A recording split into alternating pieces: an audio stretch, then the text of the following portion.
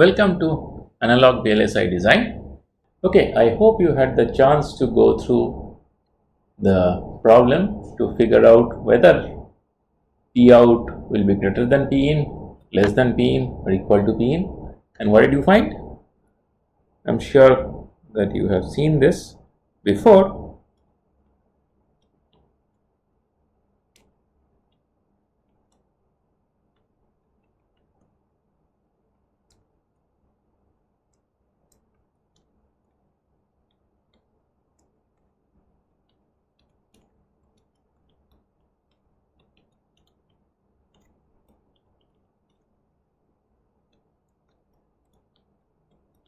So what did you find? You found that P out was exactly is equal to P in, right? What was P out? P out was the power delivered to RL and what was P in? The P in was the power that was going inside the transformer, right? And should it make sense? It should make sense, right? Why should it make sense? Because this transformer is a lossless device. At least an ideal transformer is a lossless device.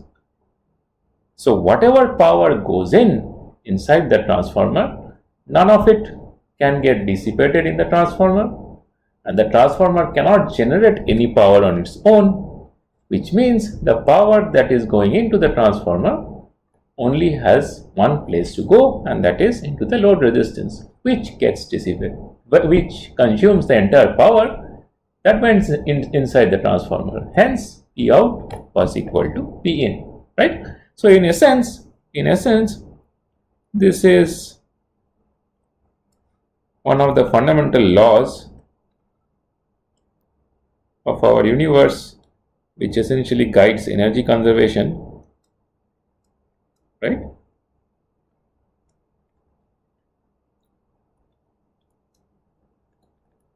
Which essentially means that if you have a network N, right, which has a passive network N without any sources, any voltage sources or current sources inside, if you have a passive network N, then the power that goes in, it is P in. And if you observe the power that comes out, that is P out. So P out will always be less than equal to P in, right? In other words, if this is input voltage is V1, output voltage is V2, the current that goes in is I1, that current that comes out, let me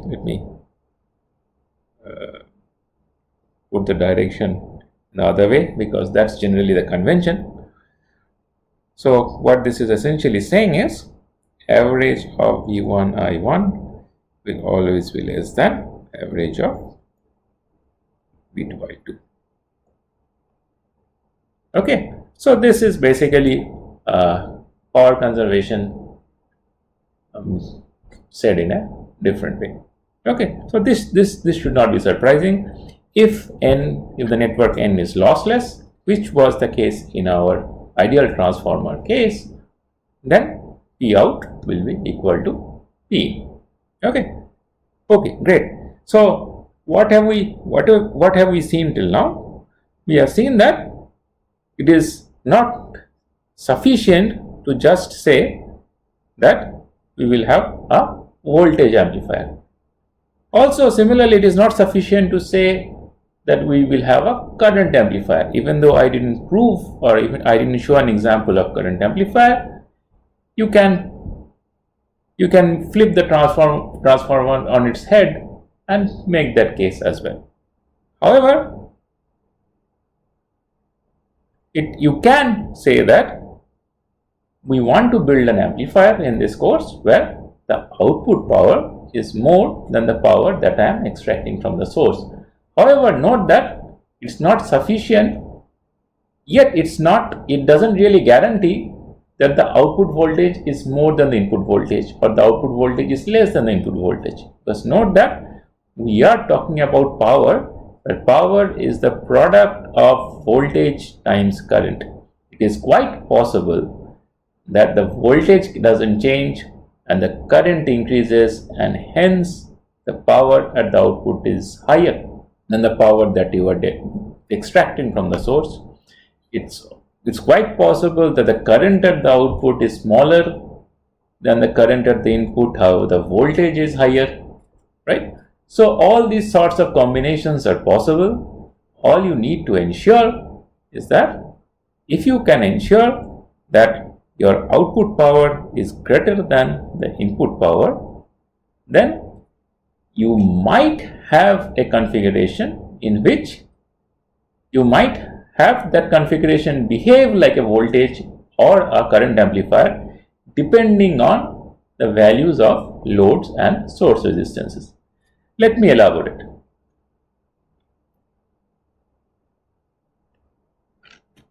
Let's say I have a voltage source V in, which again has a internal resistance Rs, and like before we have put in a block between the input and the output, right? And we are trying to figure out what this block should be, right?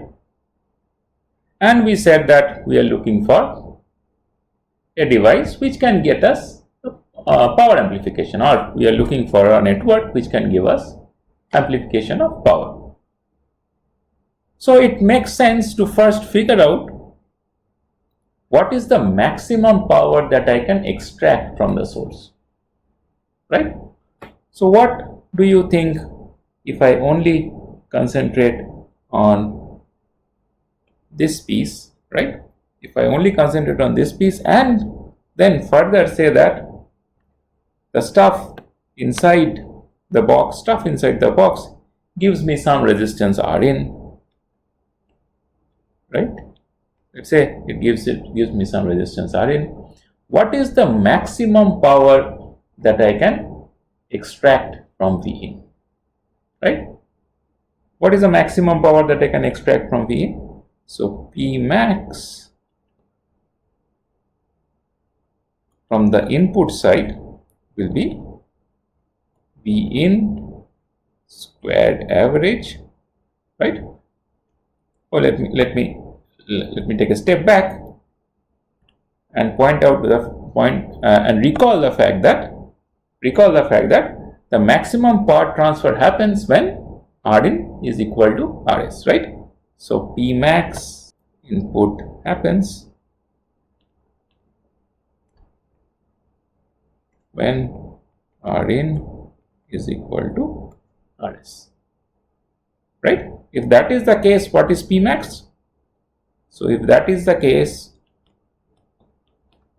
my V1 will be equal to V in by 2, right? So what will be P max? P max will be V in squared over 4, right? And what is V naught? Or rather, what is P out? P out in this case is V naught squared average over RL, right? If the voltage sources in question are sinusoidal, then you can replace V in squared with the amplitude squared by 2. Similarly, you know that V out will be also some sinusoid, so you can replace it with the amplitude squared by 2, right? Instead of V naught squared average. So if a power amplification has to happen, right? If P out is greater than P max that has been extracted from the input, then what do I get? We get V out squared is equal to V in squared times RL over 4 RS. Okay, which essentially means that if you have power amplification and you also want to ensure voltage amplification, then you have to ensure that RL is greater than 4 RS, right? If you can do that, right? If you can do that, then obviously you will be able to ensure that there is a power amplification. Note that it is a function of the resistances associated in the network, right? Because power is a function of the resistances associated with the network. If I look deeper into this situation and ask you the following question, that let's say I have a requirement where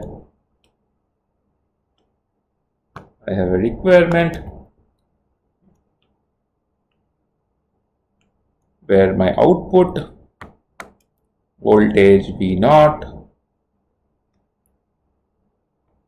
across a resistance RL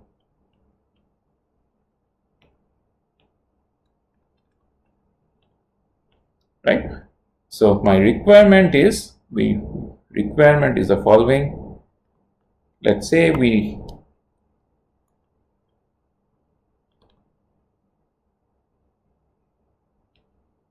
requirement is V0 has to be equal to Vin.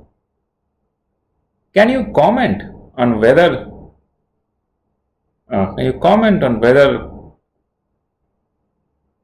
this block N needs to be capable of performing power amplification, or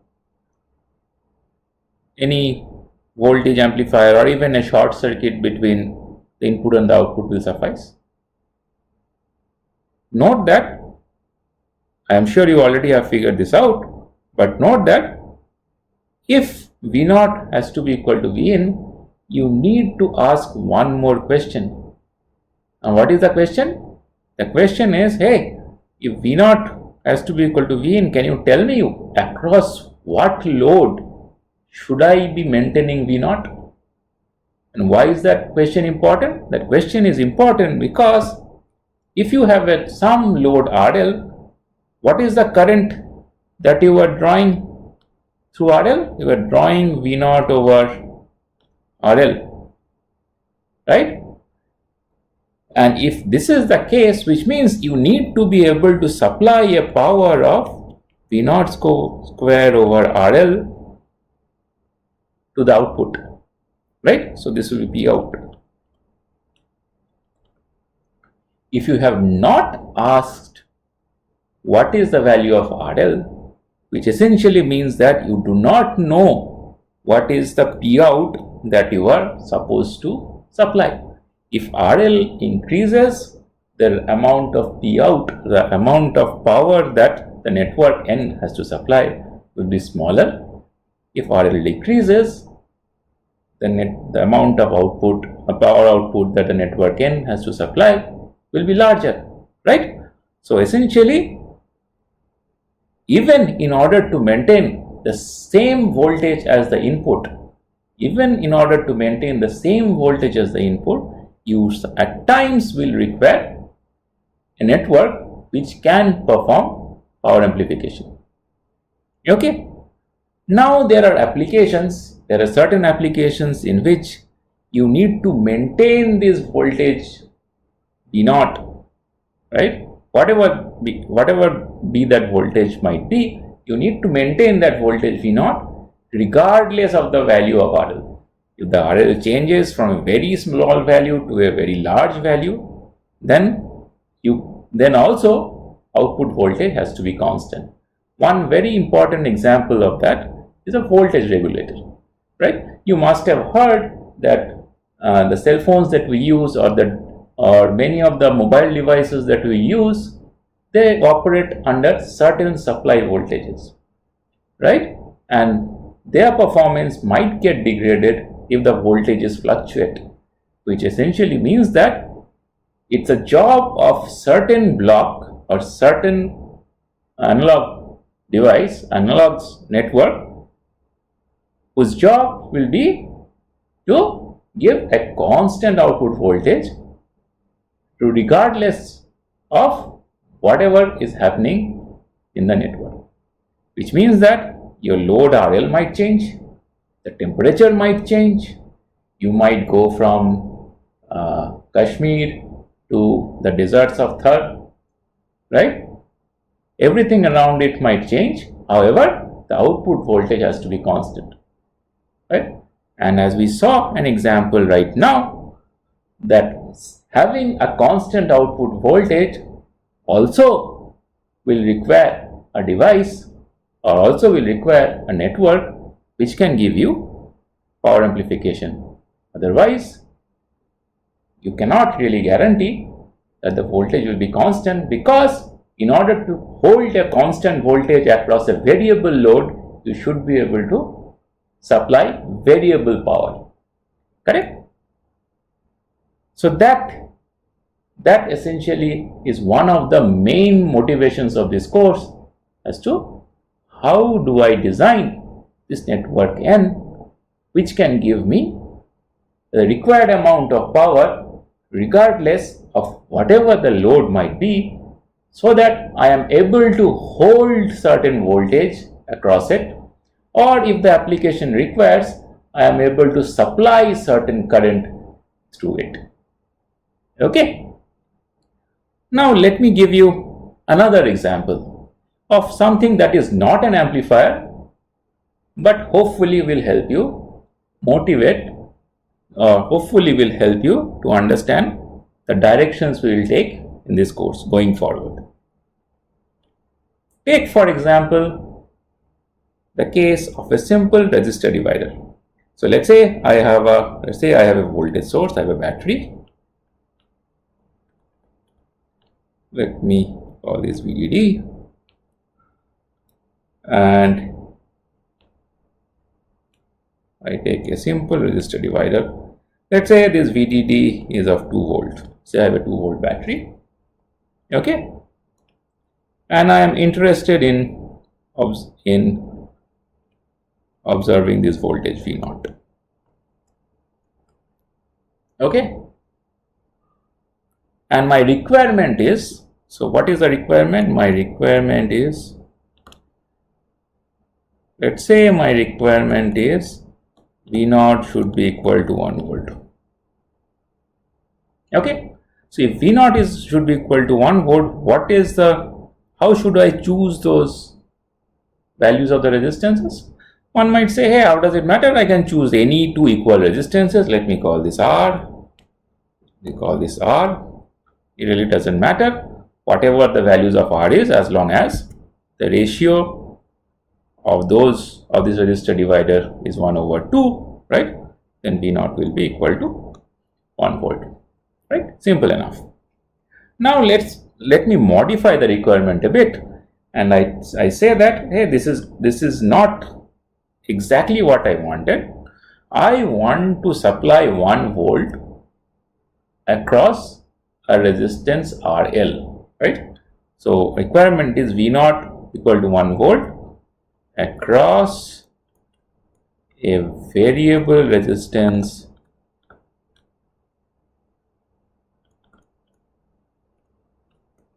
RL, which means that I need to figure out, right? I need to figure out what these values of R will be, such that if I connect a resistance RL here, I still get a value of 1 volt. How can I get that? Can you give me an example? Or can you solve this and tell me? This is quite straightforward. We can say that if I solve V0 over solve for the value of V0, what will I get? I'll get V0 will be VDD times R parallel RL by R parallel RL plus R, and I will set these combinations of R and RL in such a way that this is equal to 1 volt. Right? We can do that. But note that what is the requirement? Requirement is RL is variable. Right? So you cannot do this. You cannot do this because RL is variable. You might be able to satisfy this condition for a particular value of RL, but you will not be able to satisfy for a range of RL. Right? So let's take some values now. Right? So let's say RL varies between 100 ohm to 100 kilo ohms. Right? Let's say RL varies between 100 ohms to 100 kilo ohms, and I would like to maintain 1 volt across it. I have a 2 volt battery and I can choose whatever resistor divider I want. So what should I do? What is the simplest solution that comes to mind? I'm sure you have already figured it out. The simplest solution that comes to mind is that I will choose this value of R's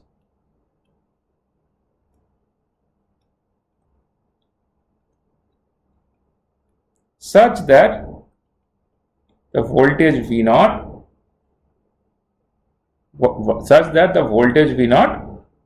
is approximately equal to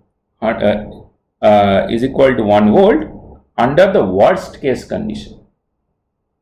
Right? And what is the worst case condition that I am talking about here? How do I figure out what is the worst case in this case? Because I have two conditions. I have the conditions of RL minimum, which is 100 ohm, and RL maximum, which is 100 kilo ohm. So what is the worst case condition in this case? If I set the value of RL to be equal to 100 ohm, do you think V0 will change drastically? Or if I set the value of RL to be equal to 100 kilo ohm, V0 will change drastically. Now note that I haven't told you what is the value of R. So herein lies the designer's choice, right? What should be the value of R in order to figure out, or in order to make this circuit work in such a way that V0 is almost equal to 1 volt regardless of this range of RL. What do you think should happen? In order to figure out what should happen, we first need to see what is fundamentally happening to this circuit once I connect RL. Right? So let's see what is happening to this circuit once we connected RL.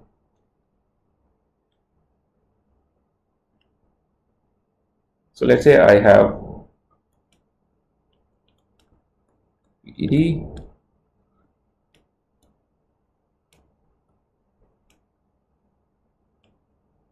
you have R, you have R.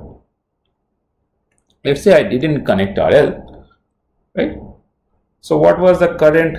So this is 2 volt. What was the current that was getting drawn from the battery?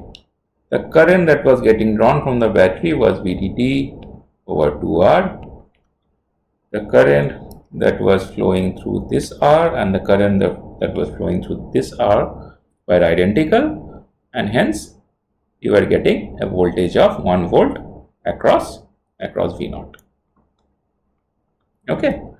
So now what happened once I connected RL? Two things happened. One is the effective resistance changed, right?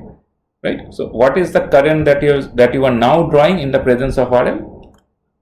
So in the presence of RL, with RL, the current that I am now drawing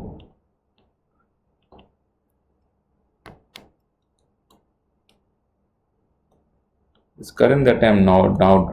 VDD over R plus R parallel.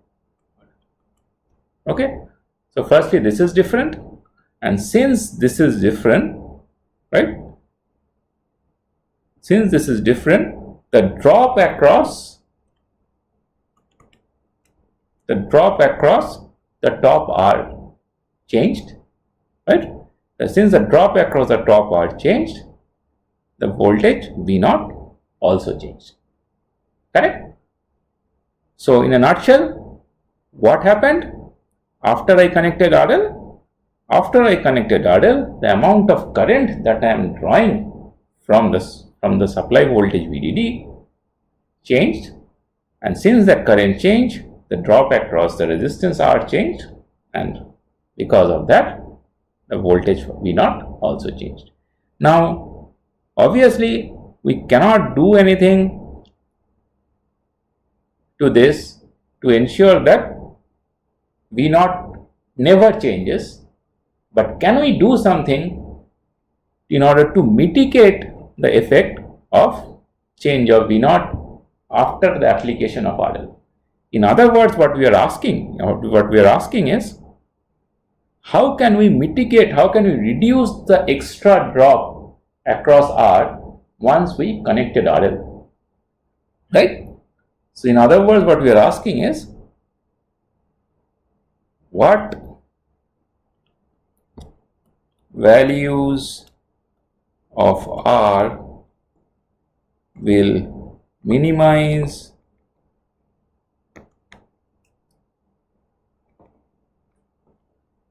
the drop across R when RL is connected.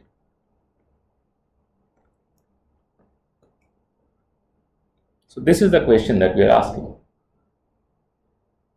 So in order to answer this question, we need to figure out which value of RL causes the most problem. The lower value of RL causes significant problem, or the higher value of RL causes significant problem, right?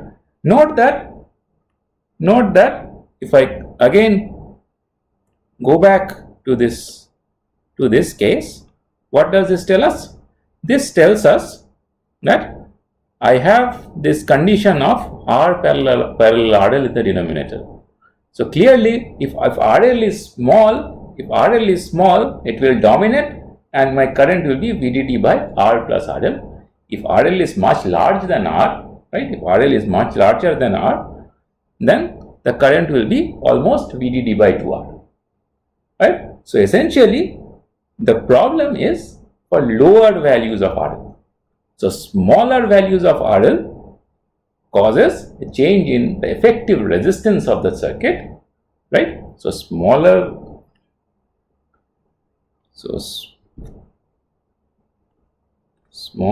values of RL causes change in effective resistance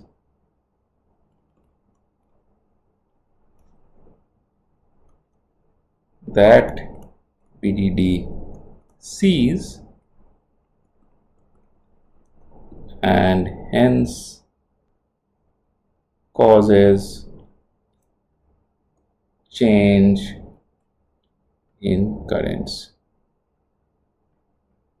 and change in V0, right? So in other words, there is a technical term for this. In other words, we say that RL loads the network.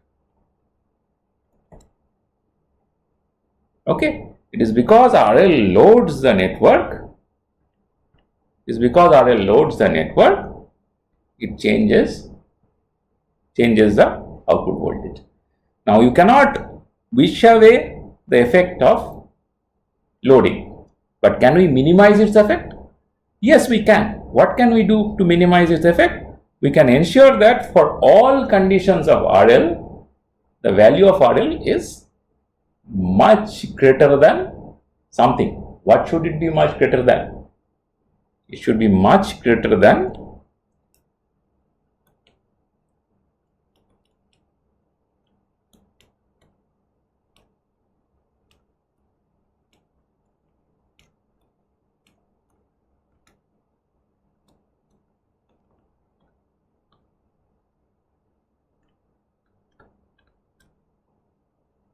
the value of RL should be much greater than the impedance that RL sees looking into the network, right? So if I say that this is R out, if RL is much greater than R out, then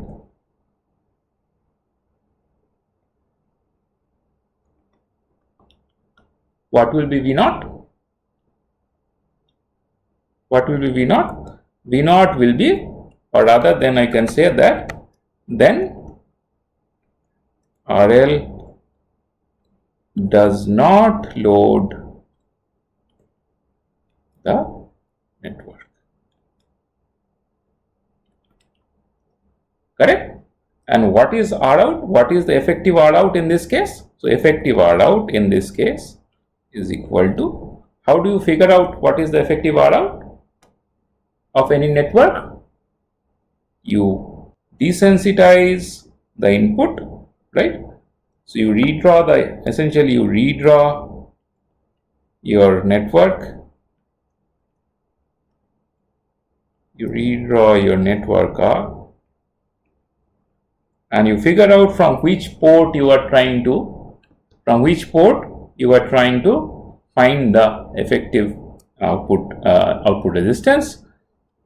You desensitize your supplies, that is, if it's a voltage source, you set it to 0, which means you short circuit the voltage source. And once you look into this network, whatever resistance you see effective is the output resistance. And what is the R out that you see? This R out is equal to R by 2. So if we ensure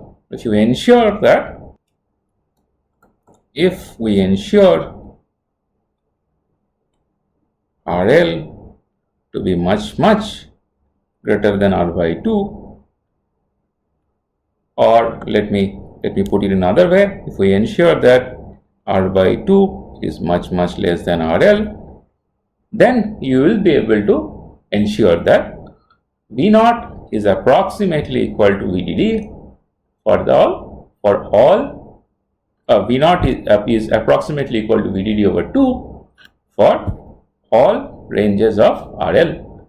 And for that, which is the constraint on RL that you need to check?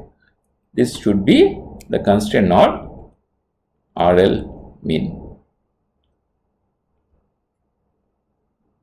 Right? If you can ensure that, then we will be able to ensure that V naught is approximately equal to VDD over 2, and that is what we wanted. Okay. Now the problem here is the following. Okay, let me take a step back and request you to solve this question using brute force method. Let's say that we don't know how to figure out the output resistance. We just know that this equation is valid, and we know that V naught is equal to VDD minus this I times R, and I need to figure out what will be the constraint on R, in order to ensure that V0 is approximately equal to VDD by 2 for all ranges of RL and R. So what should be the constraint on R in order to ensure that? So I would like to request you to pause the video here and do it yourself without resorting to whatever we just did, that is finding out the output resistance and trying to figure out what will be the constraint from there. Okay.